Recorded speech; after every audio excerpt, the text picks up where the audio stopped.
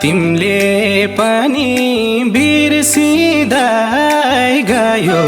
मैले मात्रै सम्झेर के भयो तिमीले पनि बिर्सिँदै गयो मैले मात्रै सम्झेर के भयो शून्य बाथ्यो बनु पाखा चौतारी भेट भो आज पुरानो दौतारी शून्य बाथ्यो बनु पाखा चौतारी भेट भो